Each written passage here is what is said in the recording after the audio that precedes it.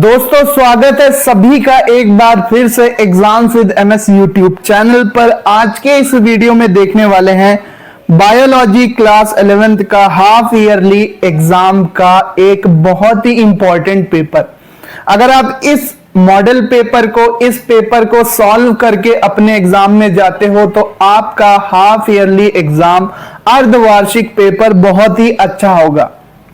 तो वीडियो को एंड तक जरूर देखना। आप ये वीडियो कौन से शहर कौन से गांव से देख रहे हो, अपने शहर या गांव का नाम जरूर लिखना। आप यूपी बोर्ड के स्टूडेंट हो या बिहार बोर्ड के या उत्तराखंड, झारखंड, हरियाणा, छत्तीसगढ़, राजस्थान, किसी भी बोर्ड के स्टूडेंट हो, क्लास 11th बायोलॉजी के लिए ये पेपर बहुत ही इंपॉर्टेंट होने वाला है। इसलिए वीडियो को बिल्कुल भी स्किप मत करना, ध्यान से समझ लेना, आपके हाफ ईयरली एग्जाम की तैयारी हो जाएगी।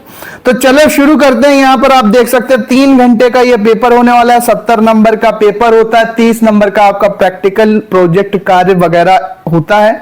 तो चलो शुरू करते हैं आज के इस इंपॉर्टेंट पेपर को।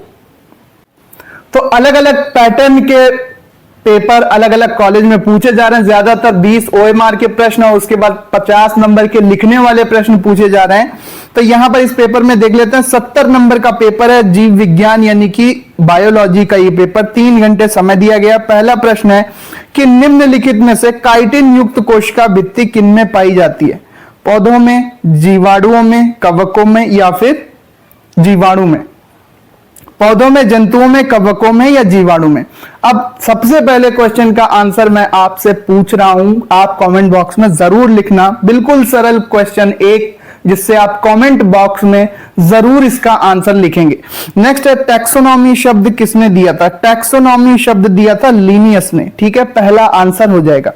अगला है डायनोफ्लैजिलेट्स किस जगत से संबंधित है? डायनोफ्लैजिलेट्स किस जगत से संबंधित है? तो ये प्रोटिस्टा से संबंधित है।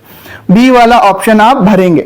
अगला है कि भ्रूण का निर्माण नहीं होता है शैवाल में, ब्रायोफाइटा में, टेरिडोफाइटा में या फिर इन सभी में? किसमें भ्रूण का निर्माण नहीं होता है? तो यहां पर ऑप्शन कौन सा सही होगा? सभी में। ठीक है, सभी में। अब एक एक नंबर के छोटे प्रश्न आ जाते हैं, इंपॉर्टेंट प्रश्न जो कि बिल्कुल आपके एग्जाम में आने की संभावना है। समुद्र के मुख्य उत्पादक कौन है? तो शैवाल समुद्र के मुख्य उत्पादक होते हैं। अगला है कि सबसे अधिक उपापचयी विविधता किस जगत में पाई जाती है? सबसे ज्यादा उपापचयी विविधता किस जगत में पाई जाती है? पादप जगत का उभयचर किसे कहते हैं? ठीक है। अगला है कि समुद्र की गहराई में पाए जाने वाले शैवाल कौन से हैं? 2-4 आपको नाम लिखने होंगे। इस पेपर का हम कंप्लीट सॉल्यूशन भी लाने वाले हैं, इसलिए कमेंट बॉक्स में सॉल्यूशन जरूर लिख देना। अगला है कि कवकों के सामान्य लक्षण आपको लिखना है। कवकों के सामान्य लक्षण क्या होते हैं? आप 4 से 6 लक्षण लिखेंगे। अगला लाइकेन क्या होते हैं? तो हमें पता है कि लाइकेन कवक और शैवाल के सहजीवी संबंध होते हैं। ठीक है, जो कि प्रदूषित क्षेत्रों में नहीं पाए जाते। तो लाइकेन कवक और शैवाल से मिलकर बने यहां पर जीव होते हैं, पौधे होते हैं। अगला है शैवालों के सामान्य लक्षण लिखिए। तो ये नमी वाले स्थानों में पाए जाते हैं। इसके अलावा ये उत्पादक होते हैं, इनमें क्लोरोफिल पाया जाता है। इस तरह के लक्षण आप लिखेंगे। अगला है कि मोनेरा और प्रोटिस्टा जगत में अंतर आपको लिखना है। मोनेरा और प्रोटिस्टा जगत में आपको अंतर बताना है, मोनेरा और प्रोटिस्टा में। अगला है कि न्यूक्लियोइड पर टिप्पणी लिखिए। न्यूक्लियोइड पर टिप्पणी आपको लिखनी है। नेक्स्ट प्रश्न है हमारे पास। तो यहां पर हर एक प्रश्न 3 नंबर का है। 4 प्रश्नों के उत्तर देना है कि वर्गीकरण क्या है, संक्षेप में समझाइए। अगला है यहां पर कि कवकों के लैंगिक जनन पर प्रकाश डालिए। नेक्स्ट है नील हरित शैवाल पर टिप्पणी लिखिए। साइनोबैक्टीरिया जो नील हरित शैवाल होते हैं उन पर आपको टिप्पणी लिखनी है। द्विनाम पद्धति को समझाइए। कैरोलस लिनियस ने जो द्विनाम पद्धति दी थी, जिसमें जीनस और स्पीशीज करके जंतु और पौधों का नामकरण करते हैं, उस द्विनाम पद्धति पर आपको नोट लिखना है। अगला प्रश्न है TMV टोबैको मोज़ेक वायरस का सचित्र वर्णन कीजिए। टोबैको मोज़ेक वायरस का आपको सचित्र वर्णन करना है। नेक्स्ट प्रश्न है हमारे पास 5 जगत वर्गीकरण पर संक्षिप्त टिप्पणी लिखो। जो विटेकर ने 5 जगत वर्गीकरण दिया था, मोनेरा, प्रोटिस्टा, एल्गी, फंजाई और एनिमैलिया। ठीक है। शैवालों का वर्गीकरण आपको बताना है। ब्रायोफाइटा के सामान्य लक्षण की सूची बनाना है। ब्रायोफाइटा यानी कि सभी के शैवाल के लक्षण, कवकों के लक्षण, ब्रायोफाइटा के लक्षण, टेरिडोफाइटा के लक्षण आपको जरूर पढ़ के जाना है। अगला है कि सजीवों के लक्षणों की सूची बनाइए। जगत प्रोटिस्टा के सामान्य लक्षण लिखिए। देखो प्रोटिस्टा हो गया, मोनेरा हो गया, एल्गी हो गया, फंजाई हो गया। ठीक है। इन सभी के आपको लक्षण पता होना चाहिए, कम से कम 4 से 6। वर्गीकी संवर्ग को समझाइए। ठीक है। किंगडम क्या होता है, इसके बाद संघ क्या होता है, गण क्या होता है, वर्ग क्या होता है, जाति क्या होती है। ठीक है। जीनस क्या होता है, स्पीशीज क्या होता है, ये आपको वर्गीकी के संवर्गों को समझाना है। वर्गीकरण की आवश्यकता क्यों है, इस पर प्रकाश डालिए।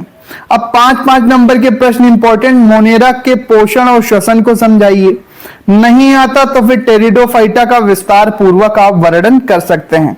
टेरिडोफाइटा का विस्तार पूर्वक आप वर्णन करेंगे,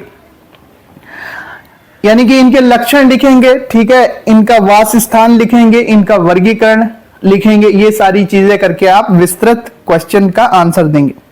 5 नंबर का ये प्रश्न है। अगला है कि जीवाणुओं का आर्थिक महत्व क्या है।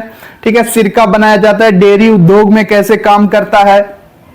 ठीक है। ब्रेड इंडस्ट्री में यीस्ट, जो भी इसके औद्योगिक महत्व हैं उनको आपको समझाना है।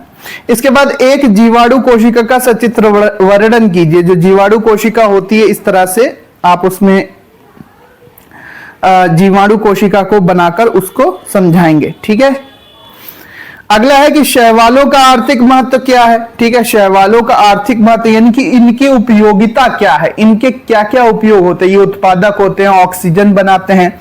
शैवालों से कौन सी दवाइयां बनती हैं, शैवाल कहाँ पाए जाते हैं, शैवालों का उपयोग किस किस इंडस्ट्री में किया जाता है। अगर शैवालों का नहीं आता तो फिर आप कवकों का आर्थिक महत्व बताएंगे, यानी कि वही बात कि कवकों के क्या उपयोग है, यीस्ट का क्या उपयोग है, एंटीबायोटिक किन कवकों से बनाए जाते हैं, दवाइयां किन कवकों से बनाई जाती हैं।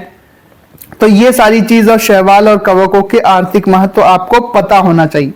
तो इस तरह से ये पेपर यहां पर समाप्त होता है। इसका कंप्लीट सॉल्यूशन भी हम आपको देने वाले हैं, इसलिए चैनल को सब्सक्राइब करके बेल आइकन जरूर टैप कर देना ताकि आपको वीडियो की नोटिफिकेशन मिलती रहे। अलग अलग कोड के हम मॉडल पेपर यहां पर आपको दिखाते रहेंगे, जिससे आपकी तैयारी वार्षिक परीक्षा हो, अर्धवार्षिक परीक्षा हो, इसके अलावा प्री बोर्ड, बोर्ड सभी एग्जाम की तैयारी होती रहती है। इसके अलावा टिप्स, ट्रिक्स, ट्यूटोरियल्स की भी प्लेलिस्ट बनी हुई है, गणित के सूत्र, इसके अलावा यहाँ पर केमिस्ट्री की ट्रिक्स सारी आपको प्लेलिस्ट में मिल जाएंगी। पिछले ईयर्स के भी मॉडल पेपर चैनल पर अपलोड है, आप उनको जाकर भी अपनी तैयारी को अच्छा बना सकते हो। अलग अलग कोड के पेपर चैनल पर उपलब्ध हैं।